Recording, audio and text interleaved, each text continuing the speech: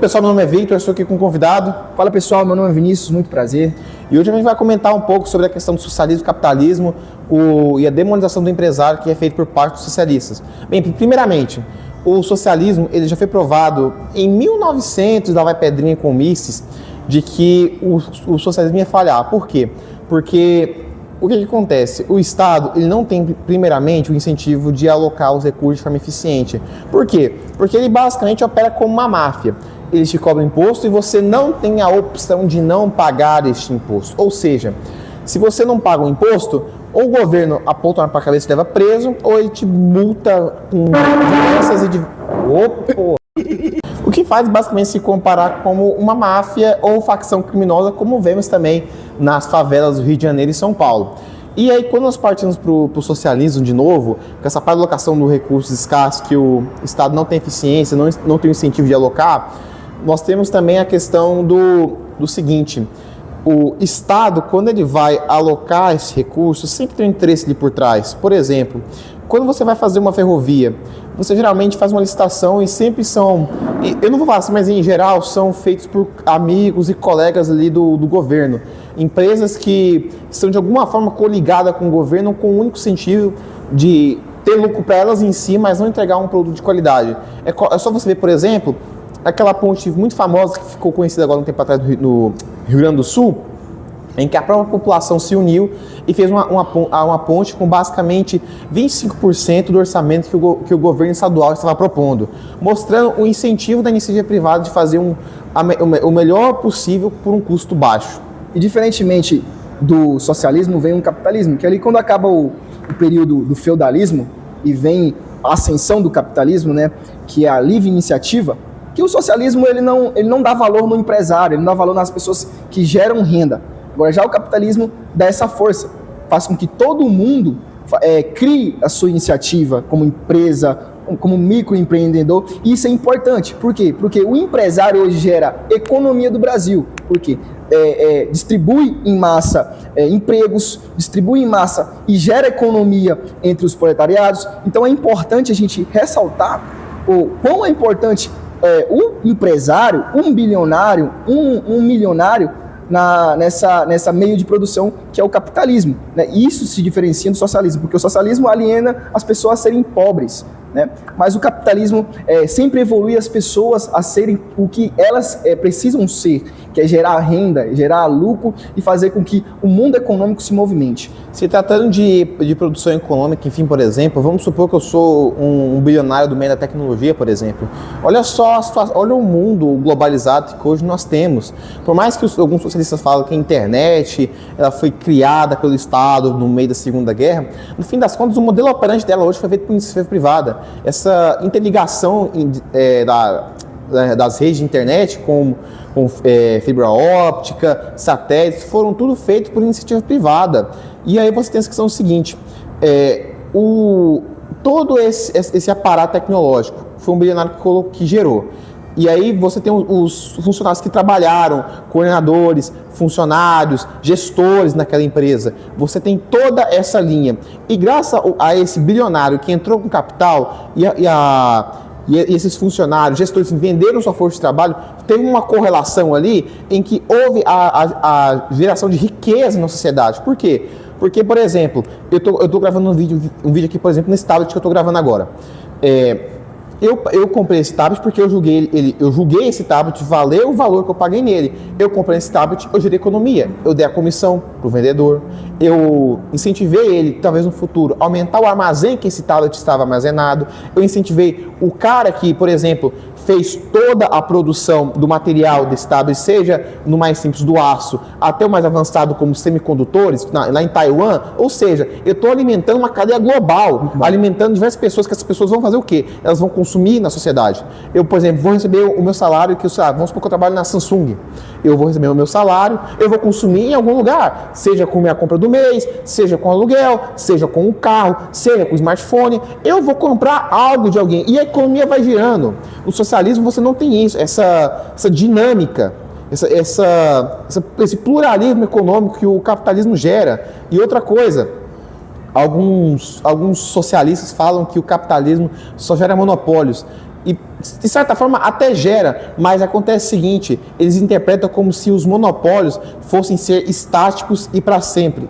E eu refuto essa tese com a seguinte situação. No livro do Milton Friedman, mais especificamente no livro Capitalismo e Liberdade, ele mesmo aborda em um dos seus temas sobre a questão do monopólio, em que ele mesmo chega à conclusão que, em geral, monopólios privados são um mal menor. Por quê? Porque a sociedade hoje em dia, ela não é uma sociedade estática, mas sim uma sociedade que está em constante evolução. O que, no fim das contas, abre espaço para, caso o monopólio não esteja gerando a riqueza que poderia gerar, enfim, não está sendo eficiente esse monopólio, abre espaço para uma outra empresa. Por exemplo, hoje no mercado de tecnologia, nós temos a AMD e a Intel, que são basicamente um oligopólio ali entre as duas, mas ambas ainda têm o incentivo de fazer a coisa certa. Por quê? Porque caso elas não lancem produtos eficientes, a população vai deixar de comprar, elas vão perder dinheiro. Essa é a magia do capitalismo, incentivar você a fazer o melhor pelo menor preço e todo mundo sai ganhando, inclusive o próprio Estado, porque no fim das contas, quando a economia está em um nível de agitação muito alto, o Estado invariavelmente arrecada mais. E aí você tem um Estado que, na teoria, poder fazer investimentos estratégicos, mas no fim acaba não conseguindo fazer. Porém, aí que abre espaço para a iniciativa privada assumir cada vez mais posse na sociedade. E, de novo, no mesmo livro, ele fala que o Estado mínimo é importante por quê? Porque quanto maior o nível de liberalismo econômico, de empresas operando na sociedade, você consegue, por exemplo, evitar situações ditatoriais. Quanto mais situações o livre mercado engloba, melhor para a sociedade. Por quê? Situação 1. Leis trabalhistas. As leis trabalhistas, elas não são uma coisa que garantem um direito ao trabalhador, mas sim garantem, por exemplo, o desemprego. Por quê? Você poderia muito bem negociar com o seu patrão a questão de férias remuneradas. Você poderia muito bem negociar com o seu patrão algum vale alimentação, coisa que o CLT impõe. E a imposição a todos a sociedade acaba gerando desemprego. Por quê? Porque o microempresário às vezes não tem condições de bancar isso. Já se fosse uma questão voluntária, você poderia, por exemplo, talvez uma empresa menor pagaria menos, tudo bem, mas você ainda estaria gerando riqueza.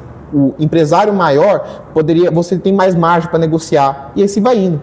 A verdade é o seguinte, que toda pessoa que fala que os bilionários, para que existe bilionários, não tem funcionalidade existir milionários, são pessoas que são alienadas à pobreza, tá? Hoje nós estamos gravando aqui em um tablet Samsung, feita por um bilionário.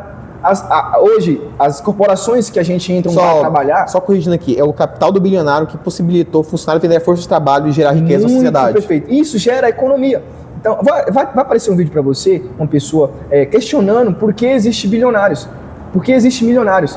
É preciso existir para que a economia venha a rodar. Inclusive, Vitor, a China se propaga em pauta socialista. É um modelo econômico, entre aspas, socialista de sucesso, mas é o país mais capitalista que existe. Eu não diria mais capitalista, mas eles conseguiram um certo nível de liberdade econômica que, se brincar, é maior que o nosso. Se brincar. Eu acho que é maior. Porque é o seguinte. Não, porque na China tem um problema, que, tipo assim, quando você abre uma empresa lá, o sócio você tem obrigatoriamente o governo é seu sócio. Obrigatoriamente. Isso, mas as empresas acabam abrindo uma espécie de holding.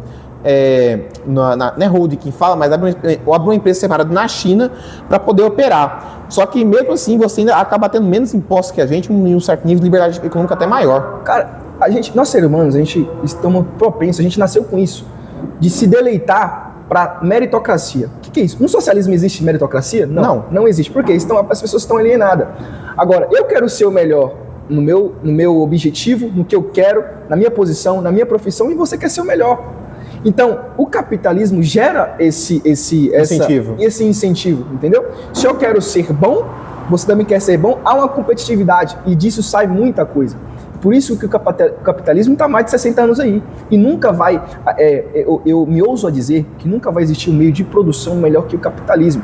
Por quê? O socialismo foi quebrado. O comunismo nunca vai existir, isso é só em teoria. É uma utopia criada por Marx, isso aqui é engraçado. O primeiro capítulo do livro do Marx é basicamente o seguinte, eu sou funcionário do McDonald's e eu fritei a batata e eu mereço ser dono dos meios de produção, é isso. Perfeito. Então, tipo assim, e uma das teorias que até o Manifesto Comunista fala é fazer com que uma classe trabalhadora se volte contra a burguesia e crie uma guerra, e crie uma ditadura de proletariado. Isso não existe, galera. Socialismo não vai funcionar, assim como o comunismo, porque um é retrógrado e o outro é utópico. Então, o capitalismo está no meio para isso, para criar pessoas que se desenvolvam. Por isso que o maior exemplo de capitalista para mim, Vitor, hoje, na nossa atualidade, para mim é o Pablo Marçal. Por quê? Porque além dele gerar riqueza, além dele gerar empregos, ele faz com que a economia gire de um modo... Porque, querendo ou não, tipo assim, ele vai gastar esse dinheiro de alguma forma. Ele vai gastar... Por exemplo, eu vou até mais longe. Porque as pessoas têm essa ideia de desenvolvimentista de que você deve fechar a economia para poder desenvolver a indústria nacional. Só que isso é uma falácia. Por quê? Porque a verdadeira riqueza está na geração de renda em todo o globo. Por exemplo, eu vou comprar... vou comprar um carro, vou comprar uma Mercedes, por exemplo.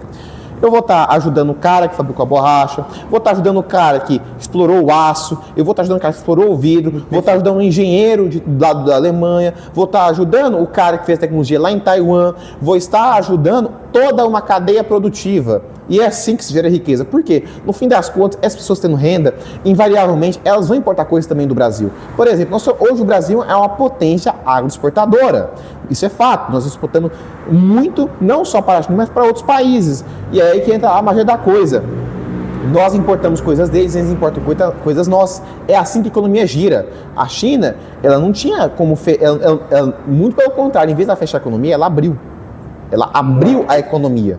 E aí, assim, foi possível empresas irem para lá, e aí sim, com a geração de renda lá dentro, empresários nacionais conseguiram sim competir com empresas internacionais. O próprio exemplo é a BYD, que está fazendo um sucesso, não só no Brasil, mas no mundo inteiro. Está fazendo produtos muito baratos, por exemplo.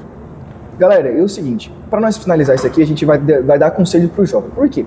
O jovem hoje, dentro da faculdade, tem uma ideia muito peculiar em dizer que o capitalismo, ele oprime e gera desigualdade.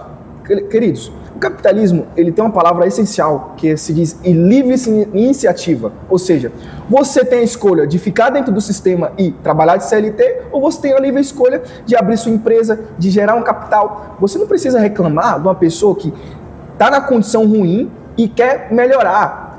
Entendeu? Então, por isso que o capitalismo é importante. Para você se desenvolver como jovem, para você se desenvolver como empresário, como empreendedor, ter uma mente de desenvolvedor de fato. Porque você está alienado a uma ideia que basicamente aliena todo mundo à pobreza, isso aí nem é utópico, isso aí é retrópico. Isso aí vai fazer com que a extinção econômica a moeda venha a desvalorizar, a extinção do entendimento humano venham desmemorizar. Então isso é importante. A gente tem que entender essa linha de raciocínio e estudar o que realmente vai ser meritocrático para nós. E outra coisa, o Estado grande, como o socialismo prega, o Estado dono dos meios de produção e regulação da sociedade, invariavelmente se torna uma ditadura. Por quê? Porque que acontece? Eu vou explicar para vocês de forma mais ampla. Vamos supor, o Lula agora ele está com o presidente da República, ele defende a ideia do Estado grande. Você invariavelmente vai criando mais instituições, vai aumentando o tamanho do Estado. Invariavelmente, vão ter pessoas que vão discordar de você. Vão ter pessoas que vão discordar, não, isso é um absurdo, não sei o que e tal. E aí você começa a ter a situação que é o seguinte, ou o poderoso ele reprime esse povo, ou vai acabar chegando um ponto em que você vai não satisfazendo a população e acaba tendo uma guerra civil. É como, por exemplo, a gente vê na Venezuela. Perfeito, isso mesmo. Mas pessoal, você quer falar mais uma? Mas é isso. Então tá, pessoal, foi um vídeo um pouco maior aqui, mas explicando a necessidade do capitalismo na sociedade e porque o socialismo, ele invariavelmente gera ditadura e pobreza. No mais, obrigado.